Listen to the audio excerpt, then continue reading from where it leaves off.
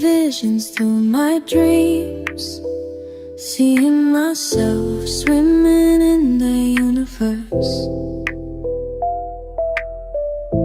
My ancestors gave me gifts to read cards, predict and heal.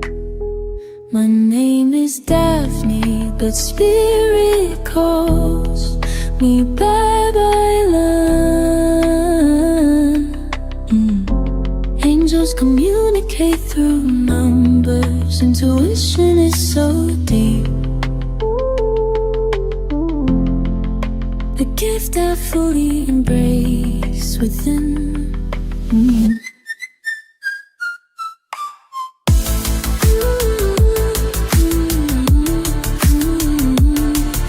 Hello everyone, welcome po sa inyong reading or almost personal reading. No? So this is a general reading. This may resonate to you. No? Pwedeng lahat ng or kabuuan ng video na ito, kabuuan ng reading or pwedeng konti lang.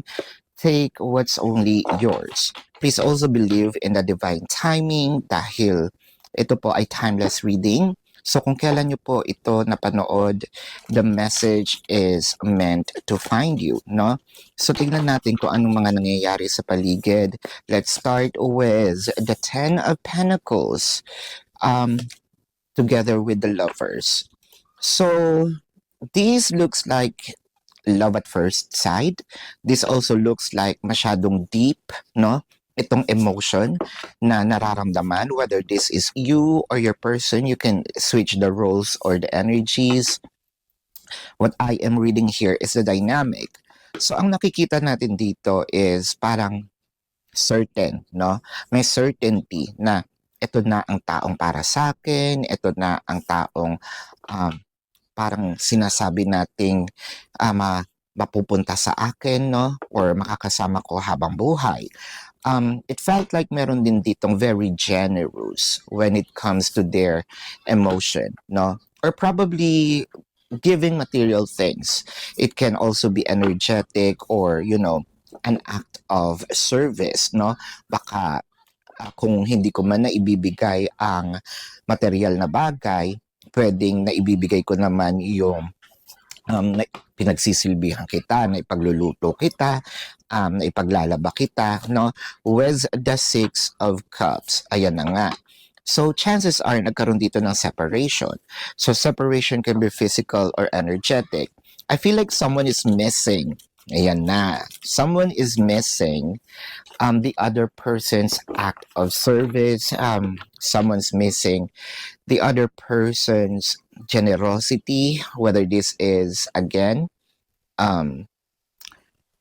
yung act ng pagmamahal or itong mga material things. Separations can be physical or energetic. Physical, the person might be in a different city, state, a county, country, different parts of the world, continent, ayan. Pwede rin naman ang energetic separation kasi pwedeng hindi naman siya ganun kalayo, pwedeng magkasama nga kayo sa loob ng iisang bubong, pero hindi naman kayo nag-uusap or nakikita kayo sa office or sa isang organization or probably sa kalye, no? Pero hindi na kayo nag-uusap, there's gap. So that is an energetic separation. Clarifying that is with the Star and the Sun. So makikita talaga natin yung pagkakaiba. Yung isa, the Sun, which is maliwanag, the Star is of course, usually sa gabi mo siya nakikita, right? So nakikita natin yung difference dito na, kumbaga, ang bilis din ng switch, no? Switch which means yung sobrang warmth, no? Yung joyful na parang, someone is welcoming them into their life with, you know, open arms and then bigla na lang mawawala. So it kind of make me feel na meron ditong situation na someone took these abundance. Abundance may mean, again, literally different things to different people. Abundance may mean literally money. Abundance may mean time, energy, effort, no? abundance may also mean my peace of mind. Kung ano man itong mga binigay niya, it felt like binawi, kinuha, whether this is intentional or hindi. So someone here stops being abundant with the other person. So parang na-feel din, wala ka na bang pakialam sa akin? With the Page of Cups and the Hangman. So, ang nakikita natin dito with the Page of Cups, medyo sabihin natin, kasi the Page of Cups, parang we are searching, looking, or probably checking the other person's account, no? Sa kanya social media, probably meron itong mga bagay na tinitignan natin, meron na ba 'tong iba? May lumalandi ba dito? Meron ba ditong mga messages, no? Or comments? Sino yung mga nagla-like? May connection ba ito doon sa aking person, no? Is this, lalo na medyo naaaning tayo kapag itong taong to is yung naka-heart tapos, you know, kung babae tayo, baka babae din, no? Or kung lalaki tayo, lalaki din yung nagla-like. So parang ini-stalk natin every person who are actually reacting to our person's social media status, no? With the Five of Swords and the Five of Wands. So threatened tayo dito. We feel like we are in a competition with someone. Competition, pwede kasing iniisip mo baka may karibal na ako, no? Or competition, baka inaagaw na nitong taong ito ang attention ng person ko, which I feel like, so parang sa'yo hindi pa ready, no? Or hindi pa talaga tapos itong relationship na ito. This might be a minor setback in your eyes, that you feel like kaya pang ayusin, kaya pang remedyohan, no?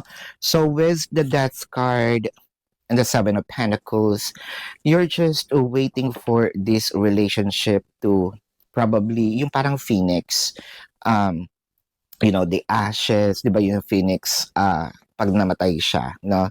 Magiging ashes, and then from the ashes, mabubuhay siya uli in a different form na, no? Mas powerful, mas, sabihin nating, mas powerful, mas mythical, no? The Death card represents also, this is a sign of reconciliation, fixing the connection. You're waiting for that with the Seven of Pentacles. So, dalawa yung nakuha natin. The Seven of Wands and the Ten of Cups. I think that meron tayo ditong trigger, no? Coming from our, you know, it can be subconscious, conscious, na what if kung ako na kaya, no, ang mag-move, mag-initiate ng action, kasi medyo threatened ako, kasi medyo napapraning na ako, no, parang for me, mas okay yung peace of mind ko din, na maayos kami, at least na monitor ko siya, or at least wala na akong kaagaw, hindi ko na iniisip, no. Let's see here, with the Nine of Cups. So, this is a parang confirmation na wala ka namang kaagaw. That is just probably in your thoughts. Nakikita ko pa rin ang reconciliation with the Nine of Wands. Nine of Wands signifies your wish fulfillment. Now, I feel like babalik din talaga, no, itong person mo. Pero when it comes to kung babalik ba yung the way that your person treats you, it may take a little while. I'm not saying na babalik siya agad. I mean, pagbalik niya as if yung normal, yung katulad ng dati.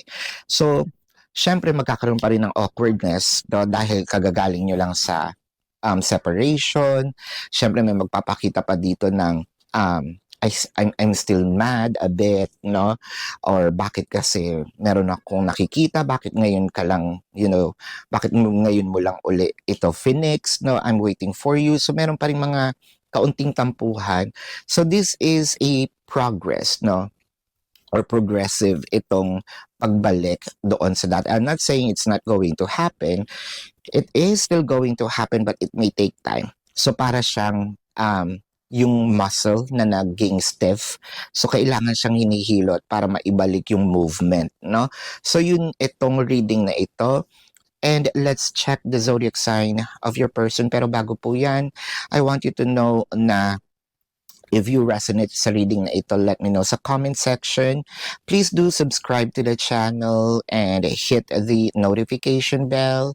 Hit the like button. That is going to help not to increase the algorithm and spread these videos to many people. And kung kayo'y merong mga personal questions, no? Sa description box ng video na ito, there is a link. Click the link, you will be routed to my website. Nandun po yung name, number, QR code, amount per questions. Take advantage of the 4 questions plus 1 kasi discounted po yun. And if you want to book a private reading, nandun din po siya. Now, let's check the zodiac sign of your person. This can be their sun sign or a placement in their chart, or pwede rin naman lumabas ang zodiac sign ninyo. I am seeing Pisces, Scorpio, Leo, Taurus, Cancer, Virgo, Gemini, Aquarius. I'm seeing Scorpio is very dominant. Another death card and a hangman showed up. Libra, yeah, it's here. Aries, yeah. So this is your reading. Maraming salamat. Love and light. Namaste. See you po sa susunod na readings. Goodbye. You want the best.